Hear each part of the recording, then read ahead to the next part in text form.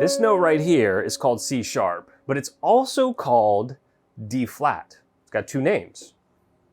This note right here, that is G sharp, but it's also called A flat. If I pick a white note, like right here, that's F. It's just got one name. All the black notes have two names though. Why is that? There's actually a very good reason for that as it relates to music theory. So that is the question we're going to answer in this video. Now you're really getting me into the weeds here. If you don't like taking deep dives into music theory, you might want to skip this one, but some of you might find this interesting, and I'm still going to try to not use any technical jargon and explain this one as simply as possible.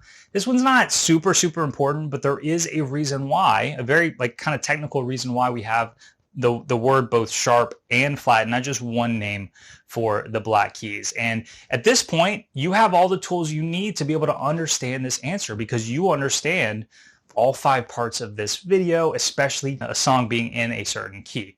All right, so if we're in the key of C major, we have the notes are C, D, E, F, G, A, B. All right, 7 notes. All right, the key is, no pun intended, is that for every note, for every scale, the note should always begin with one of those 7 letters. Okay, let me show you what I mean.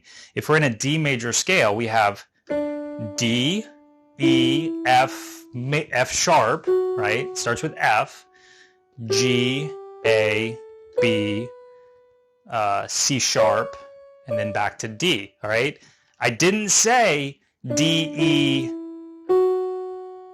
G flat. Right? I didn't say G flat because then nothing I say would have beginned.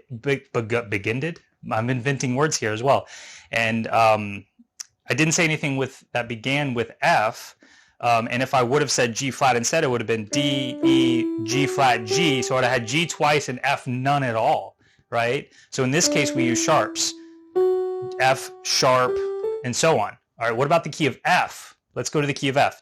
2, 2, 1, 2, 2, 2, 1. All right, so F, G, A sharp. No, we don't want to say A twice. It's B flat. F, G, A, B flat, C, D, E, F.